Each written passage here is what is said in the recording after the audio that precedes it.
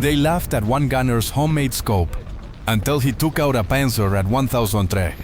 You never forget the sound of men laughing at something you built with your own hands. It was November of '44, somewhere in the frozen hell between Metz and the German border, and I was standing in a supply tent holding what the other gunners called my science project, a riflescope I'd cobbled together from a busted pair of binoculars, some rubber tubing I'd traded off a medic, and enough electrical tape to mummify a corpse. The lens wasn't perfect. There were scratches across the glass, and if you looked through it too long your eye would water from the strain. But it was mine, and in my gut I knew it would work. Sergeant Kowalski took one look at it and nearly spit out his coffee. The others joined in, their laughter cutting through the damp cold of that canvas tent like it was the funniest thing they'd seen since leaving Virginia. I didn't blame them. We were all half-starved, running on burnt coffee and spite, and anything that broke the monotony of waiting to die was worth a laugh. But I held that scope tight against my chest anyway, feeling the weight of their mockery settle somewhere between my ribs. I'd always been good with my hands. Back home in Pennsylvania, I used to fix clocks for my father's shop. Tiny gears and springs that required patience and a steady touch. The army had made me an anti-tank gunner, which seemed like a joke at first. They handed me a 57mm gun that weighed more than I did, and told me to stop German armor. But I learned the math, the angles, the way distance plays tricks on your eyes when you're trying to punch through 3 inches of Krupp steel. And I learned that standard issue equipment only gets you so far when the enemy keeps improving and you're stuck with the same tired gear. So I built my scope, worked on it at night by candlelight, my fingers numb, my breath forming clouds in the air. If I could see farther, see clearer, maybe I could make the shot that mattered. Maybe I could be the difference between going home and going into the ground. 3 days after they laughed, the Germans came. It was early morning, the kind of gray dawn where the sky and earth blur together into one colorless void. Frost covered everything, turning our foxholes into frozen graves we hadn't died in yet. I was positioned on a low ridge overlooking a road that cut through bare fields, my gun already zeroed, my makeshift scope mounted and wrapped in cloth to keep the moisture off. The rest of the battery was spread out along the line, 50 yards between each position, close enough to see each other but far enough that one shell wouldn't take us all. Then we heard it. That low mechanical growl that made your stomach drop.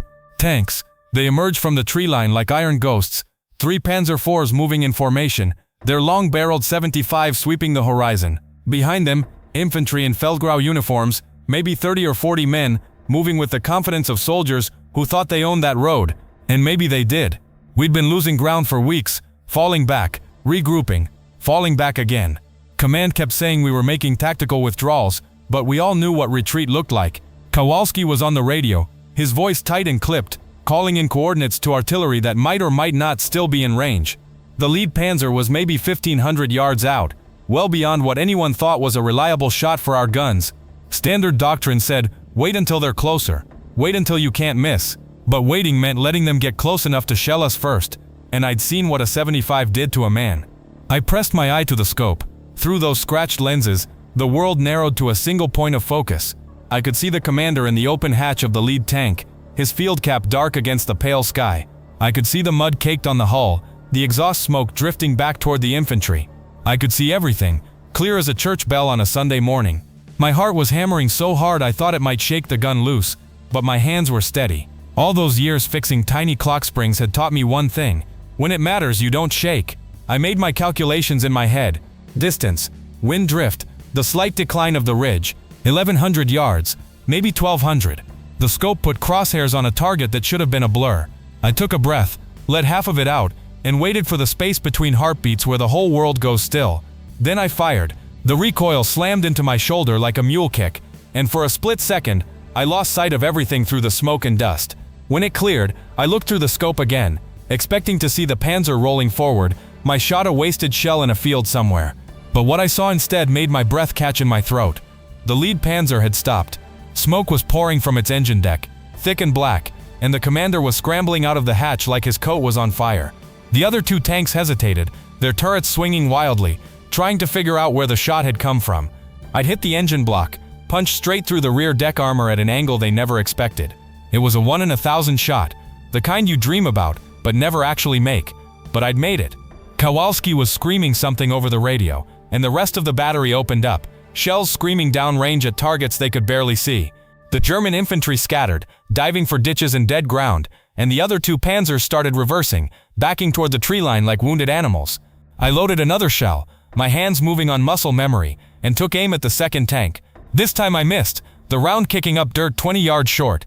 But it didn't matter. They were retreating. We'd stop them. When the smoke finally cleared, and the last echoes of gunfire faded into the gray morning air, I sat back against the cold steel of my gun and realized I was shaking. Not from fear, though there'd been plenty of that. I was shaking because I'd just killed men I couldn't see. Men who had families and lives, and maybe homemade scopes of their own. The mathematics of war are simple. Them or us. But the weight of it, the real cost of being good at killing, that math never balances. Kowalski found me an hour later. Still sitting there, still staring out at the field where the burning Panzer sent a column of black smoke into the sky. He didn't say anything at first, just sat down beside me and lit a cigarette, offering me one even though he knew I didn't smoke. We watched that smoke rise together. Two men who'd somehow survived another day in a war that had already taken so much from both of us. Finally, he spoke. His voice was quiet, stripped of the usual sergeant's bark. "Hell of a shot," he said. "Hell of a scope." I nodded, but I couldn't find words. What do you say when you've just proven that your cobbled-together dream works, but the proof is burning men and twisted metal? What do you say when everyone who laughed at you 3 days ago is now silent, looking at you like you're something different, something other?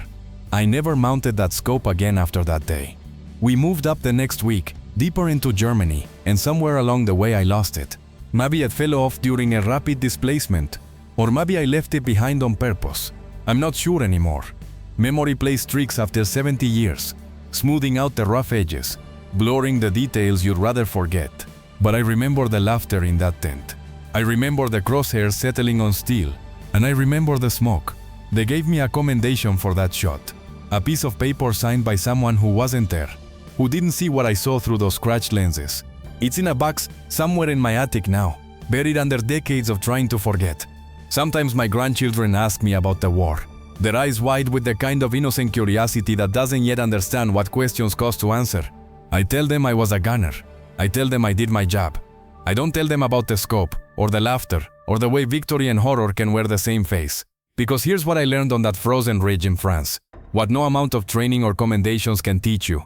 Being right doesn't make the weight any lighter. And sometimes the things we build with our own hands, the things we're most proud of, are the same things that wake us up at night, decades later, still seeing smoke rise into a gray November sky. They laughed at my homemade scope, and then they stopped laughing. And sometimes in the quiet moments before sleep finally comes, I wish they never had.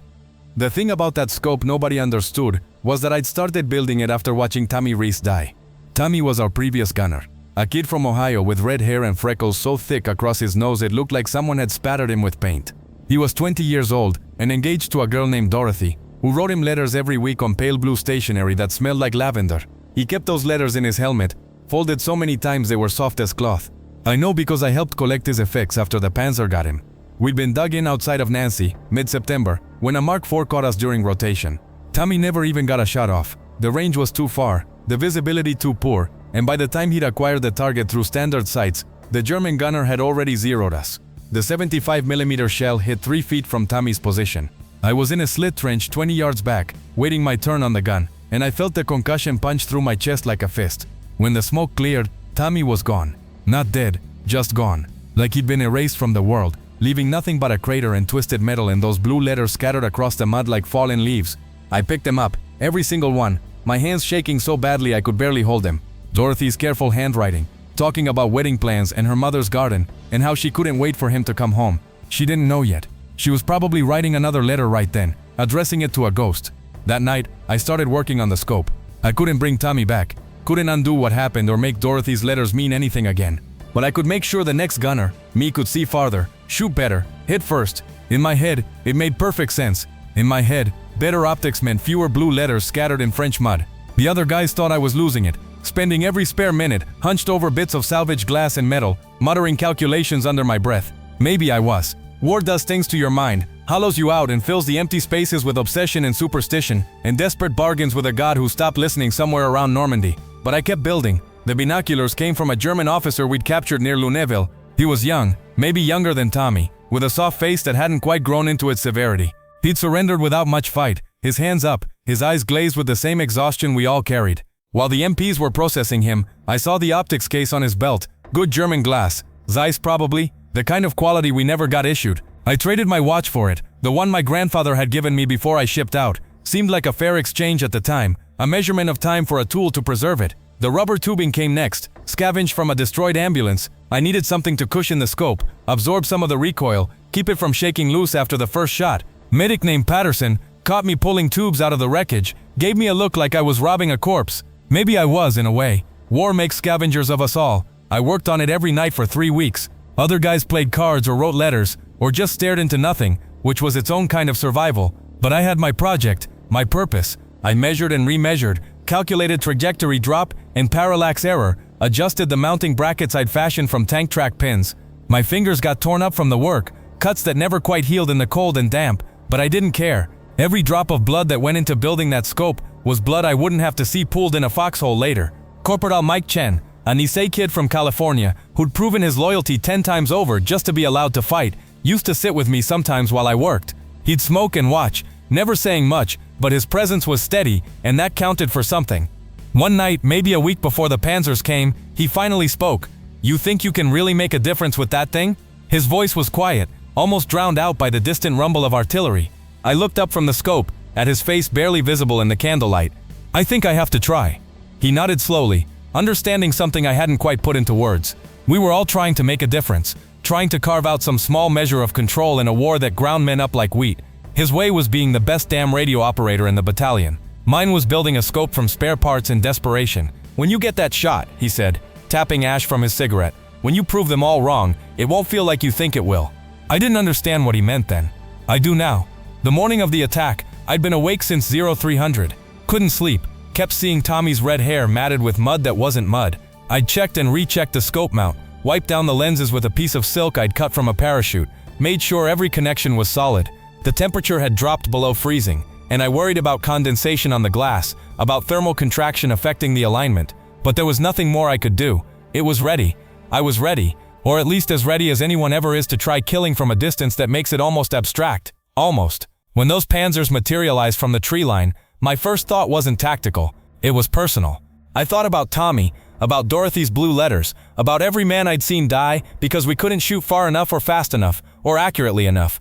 I thought about the German officer whose binoculars I'd taken, wondered if he'd survived the war, if he'd gone home to his own Dorothy.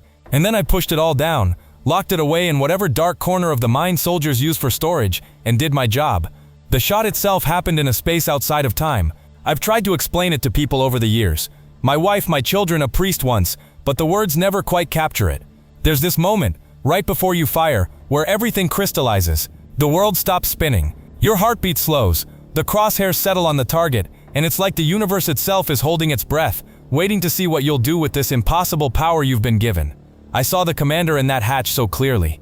Saw his jawline, the stubble on his chin, the way his collar was turned up against the cold. Through my homemade scope with its scratched lenses and improvised mounting, I could count the buttons on his coat. He wasn't a Panzer or a target designation or a tactical threat. He was a man, maybe with his own pile of letters, his own Tommy Reese he was trying to avenge, and I was about to end him. But I fired anyway, because that's what war does. It takes your humanity and sharpens it into a weapon, then makes you use it. The shell left the barrel at 2,800 feet per second, spinning through cold November air, dropping in a perfect arc that matched my calculations exactly. Flight time, just under 2 seconds. In those 2 seconds I had time to think. This is it. This is the moment that justifies everything. All the work, all the obsession, all the blood from my torn up fingers. And then impact. I've replayed that moment 1,000 times in the decades since.